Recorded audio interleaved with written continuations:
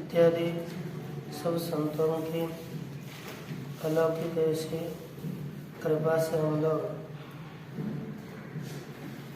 मुंडक उपनिषद के प्रथम के द्वितीय खंड का विचार कर रहे हैं। इस विचार में 8 मंत्रों तक विचार पूरा हुआ। गत मंत्र ने बताया कि अज्ञानी है, अविद्या में रहने वाले, स्वयं अपने आप को धीर पंडित मानने वाले ऐसे जो मनुष्य होते है तो अज्ञानी लेकिन मानते हैं पंडित। वे लोग केवल अंध के द्वारा अंध आदमियों को जैसे गर्त में ही लेकर जाया जाता है वैसे सब इस संसार में भ्रमण करते रहते हैं। और ये कर्मी किस लोगों को जाकर के किस स्थिति को प्राप्त होते हैं इसका वर्णन करते हुए कहा कि अविद्यायां बहुधा वर्तमानां वयं कृतार्था इत्यभिमन्यन्ति बालाः यत्कर्मिणो न प्रवेदयन्ति रागात् तेनातुराक्षीण लोकाश्चवन्ते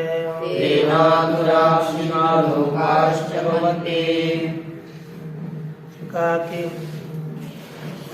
अविद्यायां बहुधा वर्तमान, अविद्या में अनेक प्रकार से रहने वाले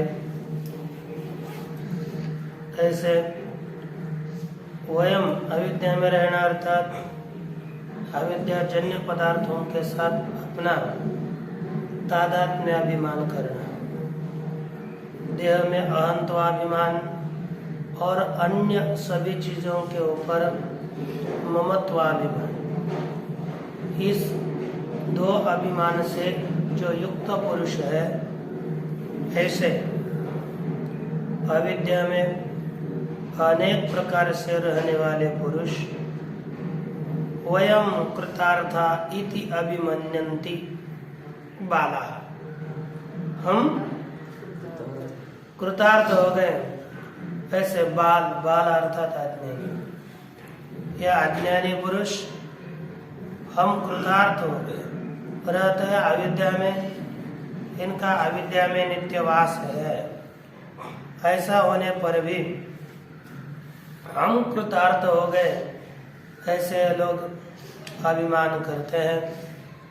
और यत् कर्मिणो न यत् कर्मिणः रागात् यत् न प्रवेदयन्ति, कर्मी पुरुष राग के कारण, क्योंकि ये कर्मी पुरुष होते हैं ना, आसक्ति के कारण आत्म तत्व को नहीं जानते। आसक्ति आत्म तत्व को जानने नहीं देती, इसलिए एक निर्णवया हिची कारण जे इंद्रिया आधीन फल, क्योंकि इस आत्म तत्व को न जानने के लिए उपाय क्या है? इंद्रियों के अधीन होना, अर्थात इंद्रियों के जो विषय है उसमें अपना चित्त लग जाना। क्योंकि चित्त जिसमें लगेगा, क्योंकि वह चित्त हमको विषय से उखाड़ करके आत्म तत्व में लगाना चाहिए। इसे लगाने के कारण आत्म तत्व को हम जान पाएंगे, लेकिन विषयों की ओर यदि हमारी प्रवृत्ति है तो आत्म तत्व को नहीं जान सकते। यदि विषयों में जैसी आसक्ति है, उसी तरह आसक्ति यदि परमात्मा में होगी तो कौन उसे नहीं जान पाएगा? जान ही लेगा। इसलिए पंचदशीकार जी ने कहा था कि ब्रह्म में ही यदि समासक्त यदि चित्त होगा तो कौन उसे नहीं जान पाएगा?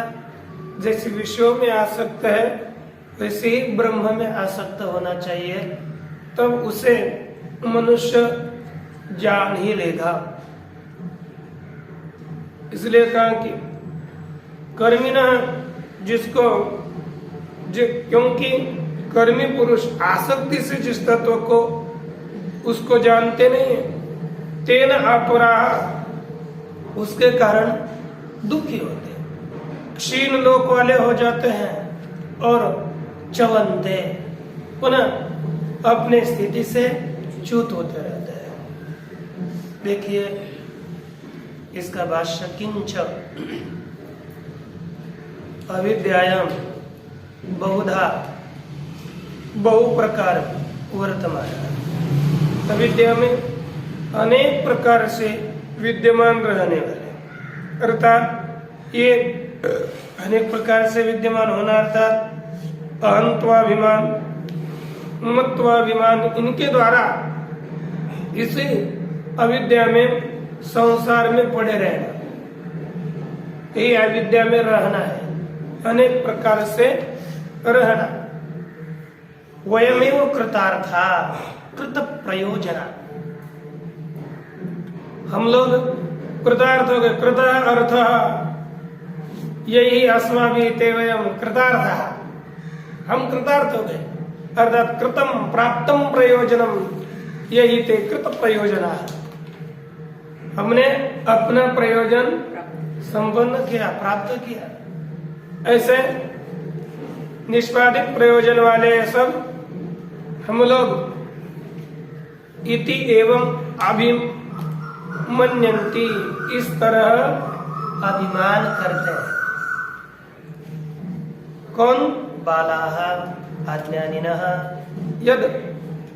यस्माद एवं, जिस कारण से यह स्थिति है। कर्मिणः न प्रवेदयन्ति तत्वं न जानन्ति, कर्मी पुरुष तत्व को नहीं जानते। हेतु क्या है, क्यों नहीं जानते? कि रागा, कर्म फल रागा भी भव निमित्तम, कर्म फल के राग के कारण अभिभव, अर्थात तत्व ज्ञान की योग्यता का अभाव हो जाता है। तन्निमित्त इस आत्म तत्व को नहीं जानते।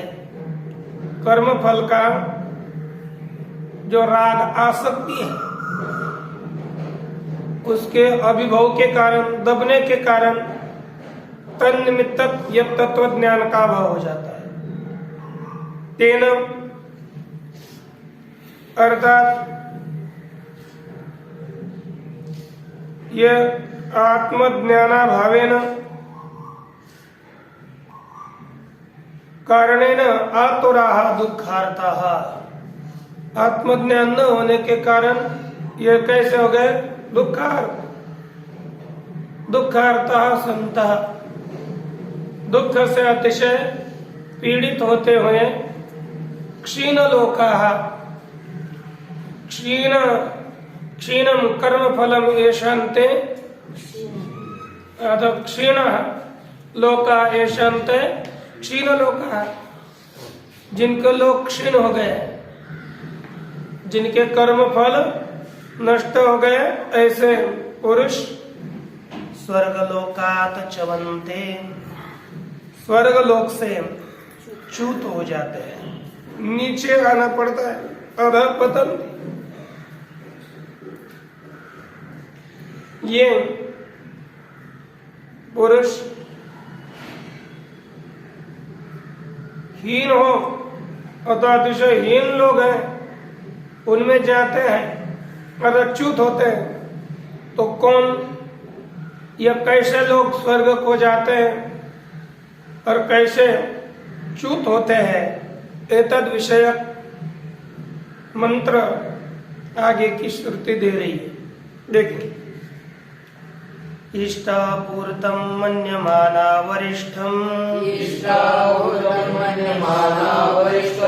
नान्यत् श्रेयो वेदयन्ते प्रमूढाः,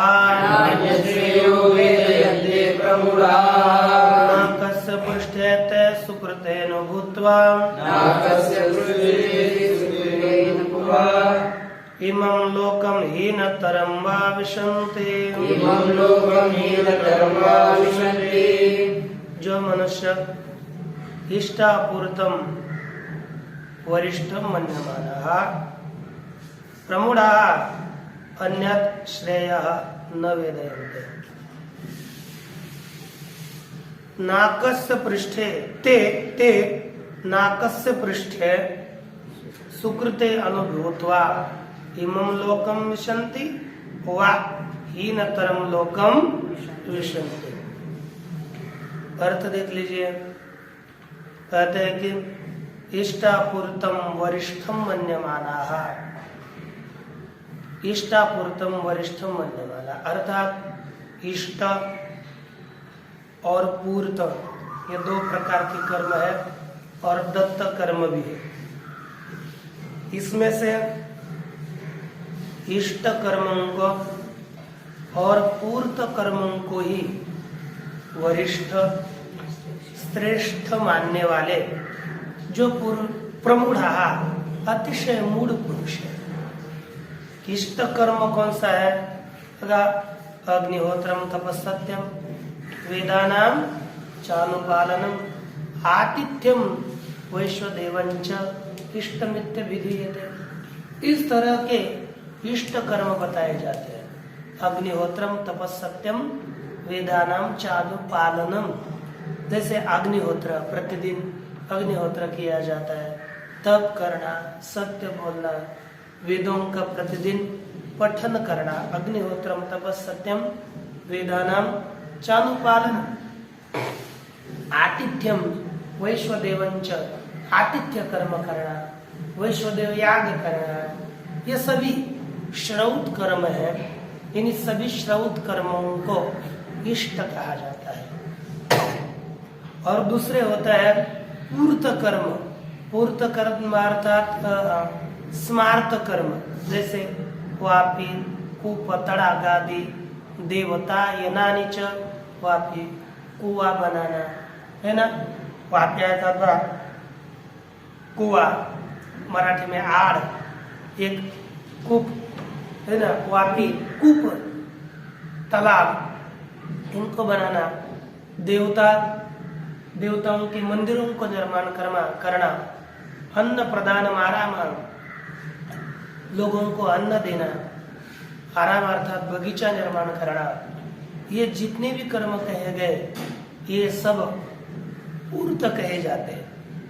और इसके तरह से और दत्त भी है, शरणागत, संतराणम इत्यादि है ना, ये दत्त कर्म में आ जाता है। तो वापी कूप तड़ागादि देवतायनानि च अन्न प्रदान आराम पूर्तम इत्यादि विधि रहते, इस श्लोक के द्वारा स्मार्त कर्म का निर्देश किया। और अग्निहोत्रम तपस्सत्यम वेदानां चानुपालनम आतिथ्यम वैश्वदेवं च इष्टमित्य विधीयते, इसके द्वारा श्रौत कर्म ये बताए गए। इन दोनों कर्मों को ही कुछ वरिष्ठ मानते, यही श्रेष्ठ है। ऐसे जो मूल पुरुष है वे अन्य श्रेयम न वेदयन्ते, दूसरों को श्रेय कारक मानते ही नहीं, तत्वज्ञान में इनकी प्रवृत्ति होती ही नहीं, इतना काम करना ही ये अधिक समझते हैं।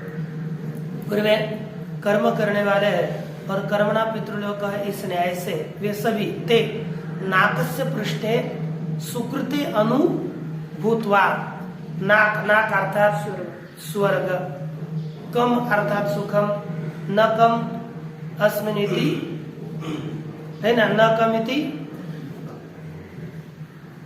अकम अर्थात दुखम, न अकम यस्मिन इति नाकम अर्थात अक अर्थात दुख हो गया, तो न नहीं है, अक अर्थात दुख, जिसमें ऐसा जो नाक अर्थात स्वर्ग, नाकस्य पृष्ठे, नाकस्य पृष्ठे अर्थात स्वर्ग के ऊपर, क्या ऊपरी स्थान में, ऊपर क्या अनुभव करके, सुकृते अनुभव भूतवा, सुकृत ये द्विवचन दिया है ना,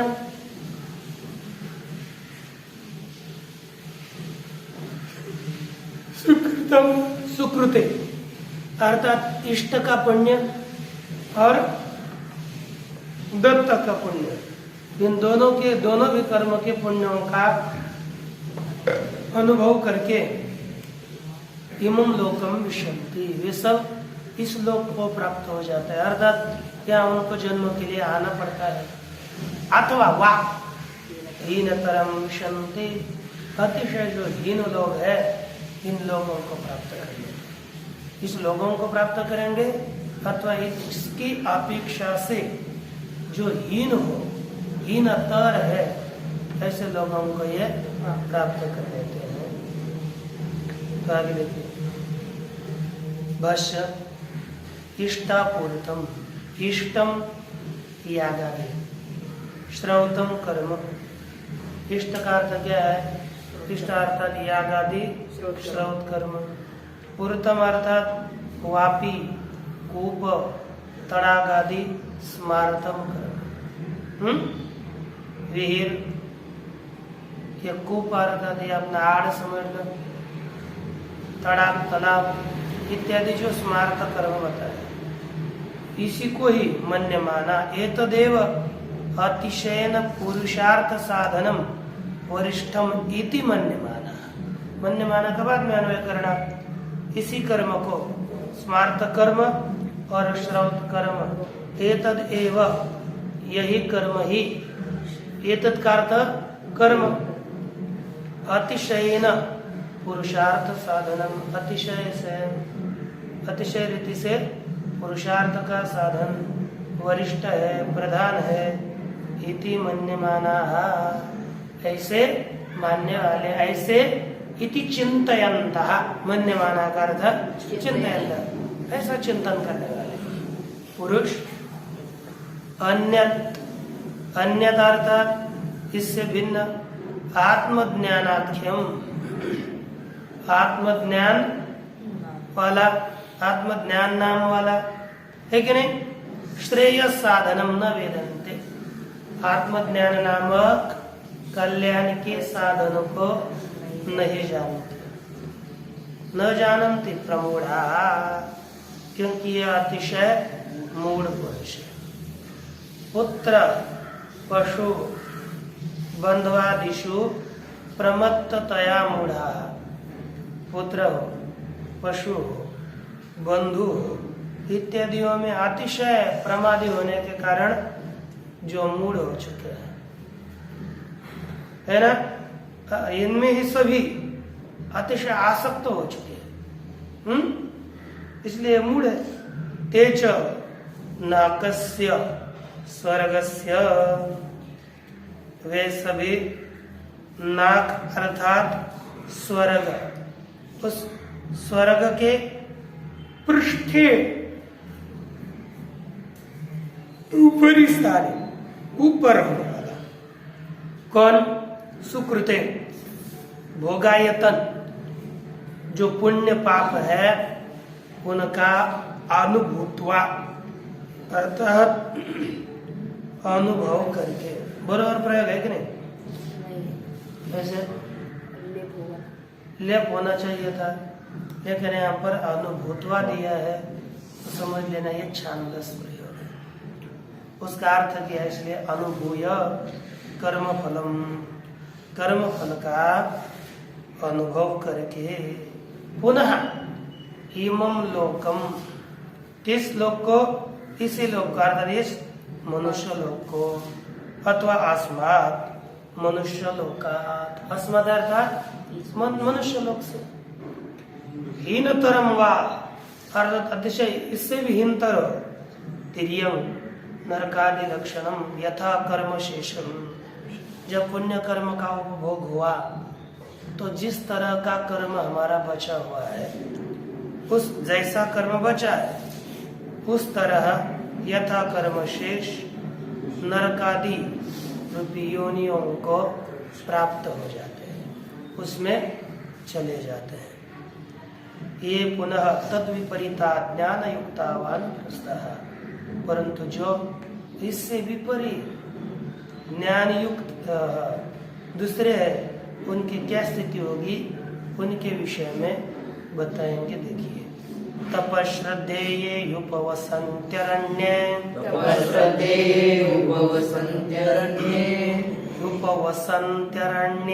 उपवसन्त्यरण्ये शान्ता विद्वांसो भैक्षचर्यां चरन्ति, शान्ता विद्वांसो भैक्षचर्यां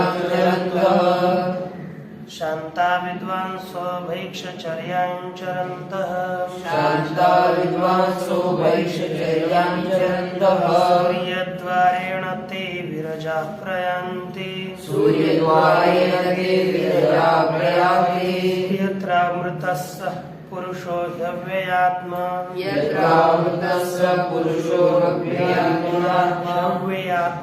ह्यव्ययात्मा।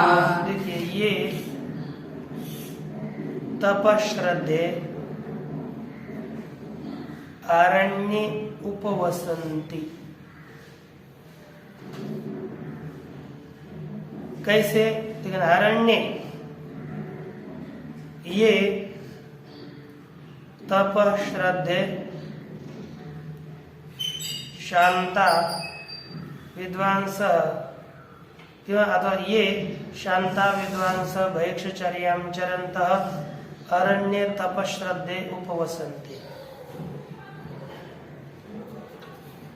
ते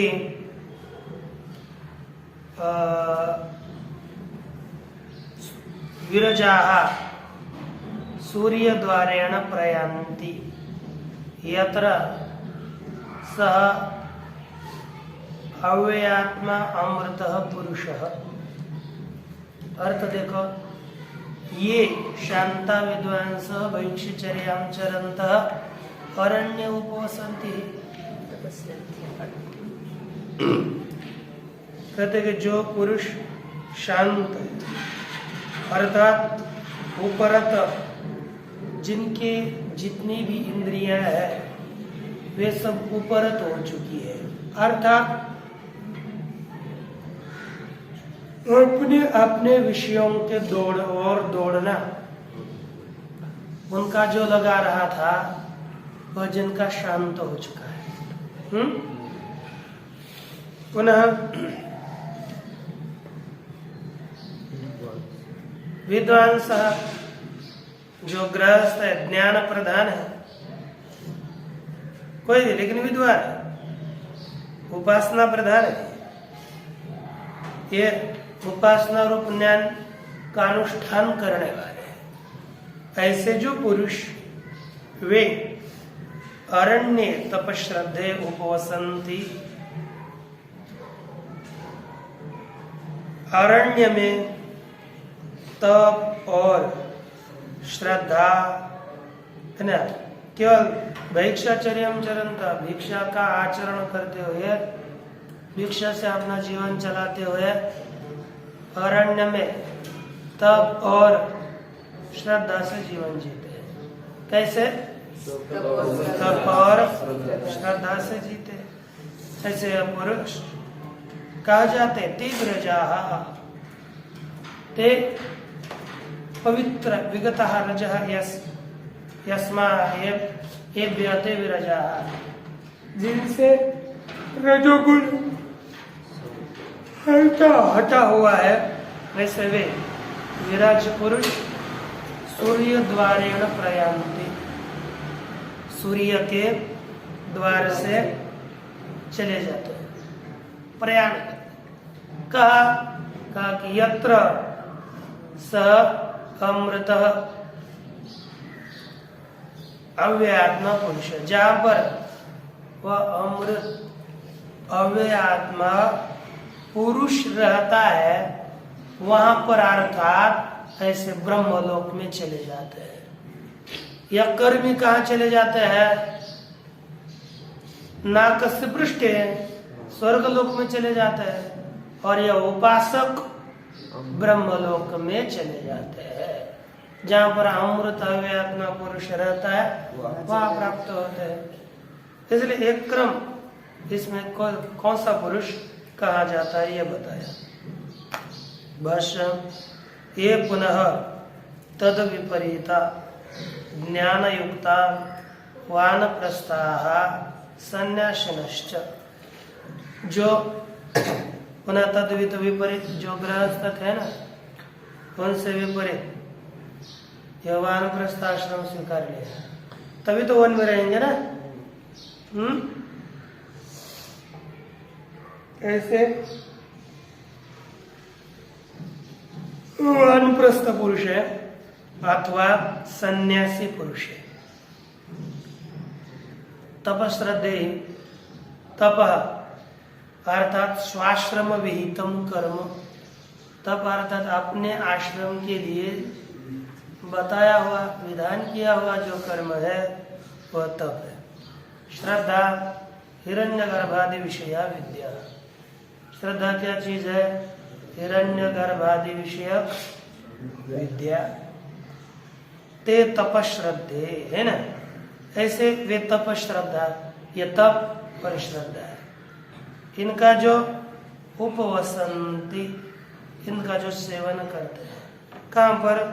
ते अरण्ये वर्तमानः सन्तः, अरण्य में रहते हुए, जो अरण्य में रहते हुए ही तप और श्रद्धा से अनुष्ठान करते हैं, वे शांतः उपरत कर्ण ग्रामाः, जिनकी इंद्रिय कर्ण ग्राम उपरत हो चुकी है, जिसके इंद्रिय समझा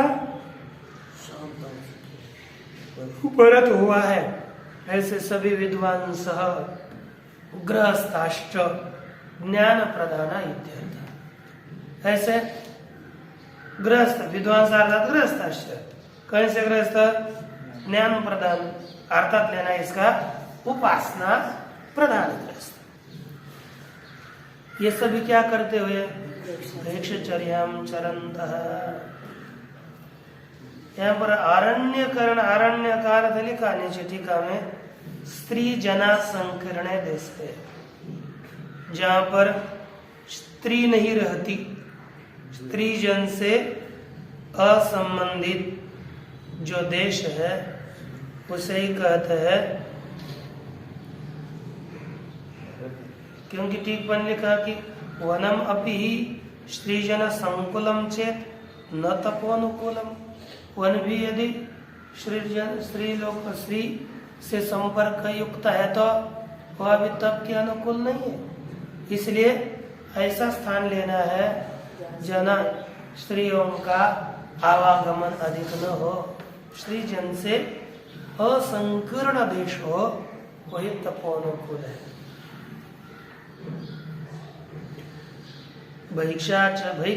भैक्षचर्यांचरन्तः परिग्रहाभावात् उपवसन्त्यरण्ये इति संबंध। ये भैक्षचर्या चरंत भिक्षा मांगता हो, अब ये इनके पास किसी भी तरह का परिग्रह नहीं है। परिग्रह का अभाव होने से जो लोग भिक्षा का आचरण करते हुए अरण्य में रहते हैं वे सभी सूर्य द्वारेण अर्थात सूर्योपलक्षितेन उत्तरायणेन पथा। सूर्योपलक्षित, सूर्य से उपलक्षित कौन हो गया? उत्तरायण मार्ग।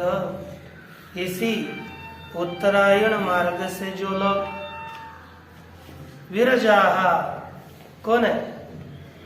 विरज अर्थात रज रहित, विरजस अर्थात क्षीण पुण्य पाप करवाना। रज शब्द का अर्थ लिया कर्म। तो विरजस अर्थात क्षीण पूर्ण पुण्य पाप कर्माण, जिनके पुण्य और पाप रूपी कर्म नष्ट हो चुके हैं, ऐसे पुरुष प्रयान्ति प्रकर्षेण यान्ति, प्रकृष्ट रीति से चले जाते हैं। कहाँ जाते हैं? यत्र यस्मिन सत्यलोकादौ, जिन सत्यलोकादियों में अमृत सह पुरुष, अमर वह पुरुष कौन? प्रथमज हिरण्यगर्भ। वह कैसा है? अव्यय आत्मा, अव्यय स्वभाव, यावत संसार व्यापी, अव्यय स्वभाव वाला है। और जितना संसार है वो सभी संसार में व्याप्त है, उसको व्याप्त करके रहने वाला स्थायी है। यावत संसार स्थायी, इसलिए अव्यय आत्मा का है। इसीलिए क्योंकि जब तक संसार है तब तक हिरण्यगर्भ का अस्तित्व है। ऐसा जो यावत संसार स्थायी अव्यय आत्मा हिरण्यगर्भ है, वो जहाँ रहता है ये सब लोग वहां चले जाते हैं। हिरण्यगर्भ अर्थात ब्रह्मगर्भ। एतदंतास्तु संसारगतयो अपर विद्या गम्याः, ये अंतिम है। संसार ये एतदंताः, यह है अंतिम में जिनके ऐसी गतियां, वो कैसी है? संसार गति, यह संसार की गति है। ब्रह्मलोक में जाना भी संसार ही है, इतना ही है। ये ब्रह्मलोक संसार अंतर्गत ही फल है, उत्कृष्ट है, लेकिन वह संसार के अंतर्गत है। अपर विद्या गम्या, ये किसके द्वारा प्राप्त हो जाते हैं? सभी अपर विद्या के द्वारा गम्य है, प्राप्त होने योग्य है सब।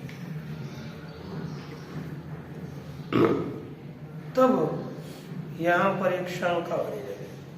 पूर्वकक्षी कहता है, महाराज ननु एतम मोक्षम इच्छन्ति केचित्,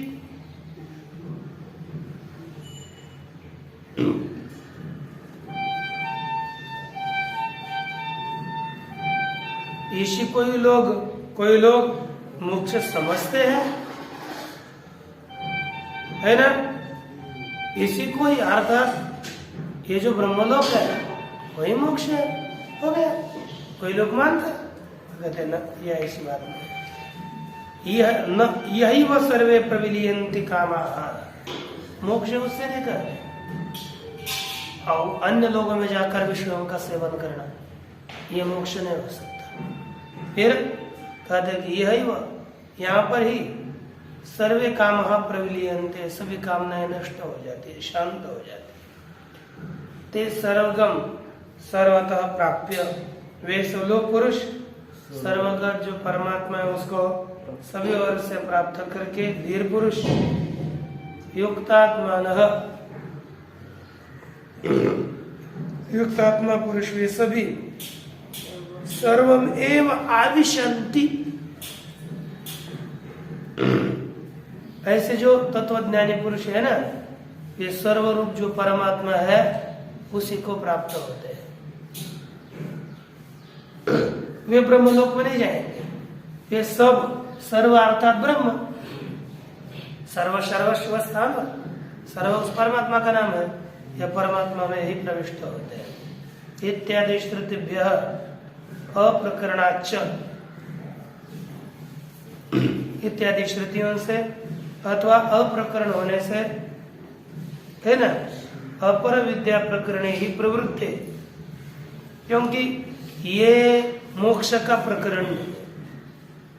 ये श्रुतियों से भी या ब्रह्मलोक को हम सब मोक्ष नहीं मान सकते, और उसका प्रकरण भी न होने से, क्योंकि अपर विद्या प्रकरण ही प्रवृत्ति नई अकस्मात मोक्ष प्रसंग अस्ति, या अपर विद्या का प्रकरण प्रवृत्त होने पर अकस्मात साक्षात मोक्ष का कोई प्रसंग ही नहीं आता, है ना?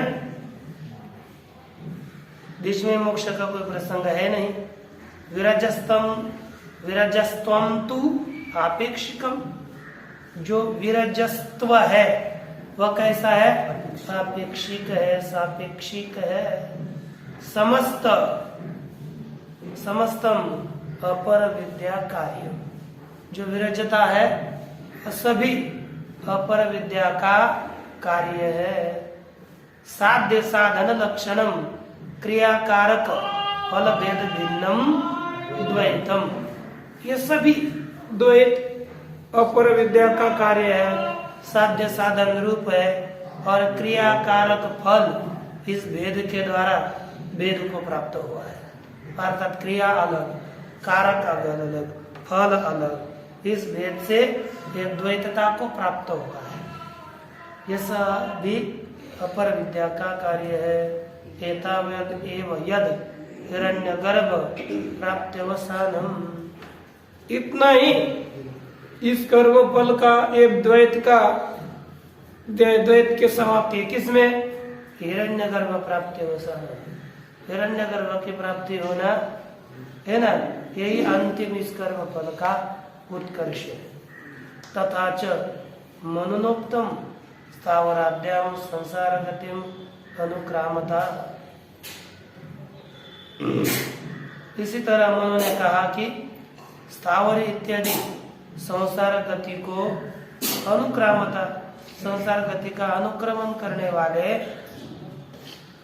मनु ने यही बताया कि ब्रह्मा विश्व सृजो धर्मो महान व्यक्तमेव च उत्तमां सात्विकीमेतां गतिमाहुर मनीषिणः। कहते थे मनुष्य पुरुष यह कहता है ब्रह्मा विश्व सृजः, ब्रह्मा अर्थात चतुर्मुख, विश्व सृज अर्थात प्रजापति मरीचि इत्यादि, धर्म अर्थात यम, महान अर्थात सूत्रात्मा हिरण्यगर्भ,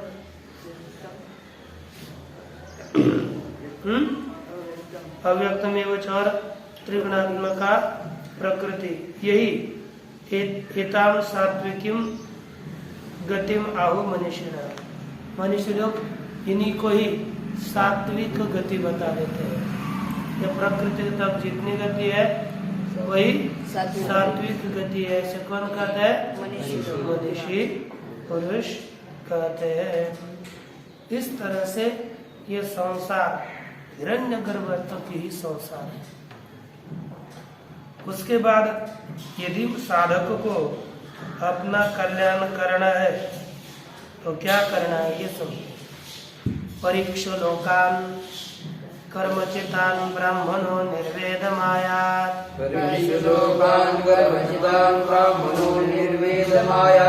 नास्त्य कृतः कृतेन तद्विज्ञानार्थं स गुरुमेवाभिगच्छेत्। समित्पाणि श्रोत्रियं ब्रह्मनिष्ठम्।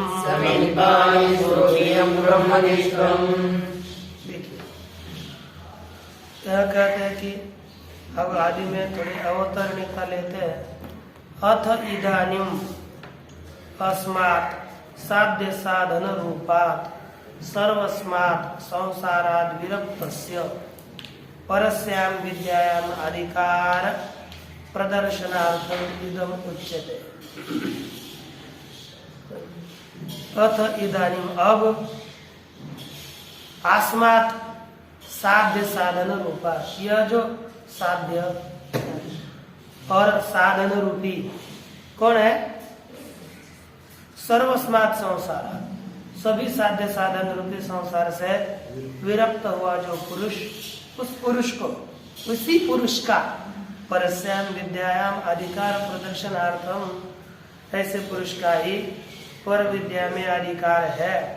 यह प्रदर्शित करने के लिए यह मंत्र का कथन करते हैं कि देखो ब्राह्मण अर्थात मुमुक्षु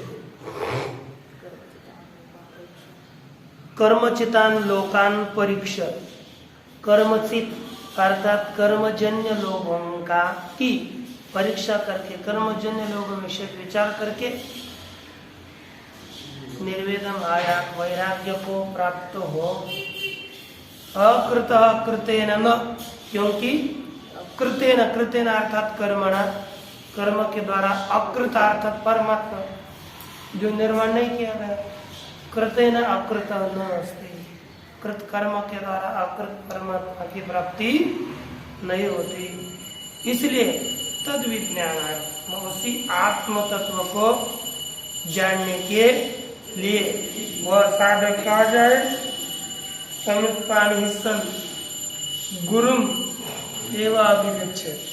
हाथ में समित्पाणौ यस्य सह, समित्पाणि हाथ में समिधा है जिसकी, ऐसा समुत्पाणि होकर, हाथ में समिधा लेकर के, अब समिधा लेकर अर्थात कि ये कहा जाता है न रिक्त हस्तम गच्छेत् राजानम गुरुदैवतम, ऐसा करके कभी भी रिक्त हाथ से, खुले हाथ से राजा के पास, गुरु के पास, भगवान के पास नहीं जाना चाहिए।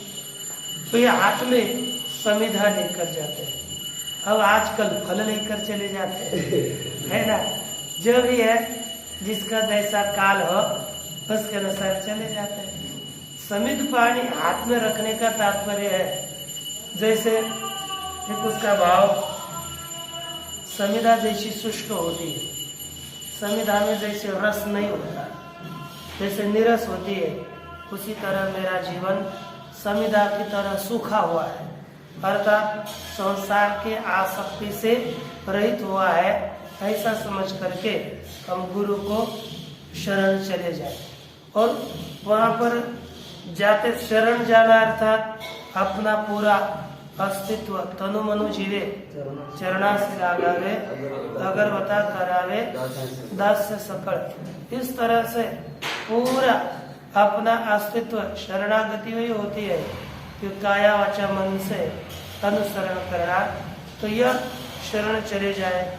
कैसे गुरु को कहता है कि श्रोत्रियम ब्रह्मनिष्ठम, जो गुरु ऐसा होना चाहिए श्रोत्रिय, श्रोत्र अर्थात शास्त्रों का पढ़ा हुआ, वेदों का अध्ययन किया हुआ श्रोत्रिय गुरु होना चाहिए, क्योंकि और ब्रह्मनिष्ठ भी होना चाहिए।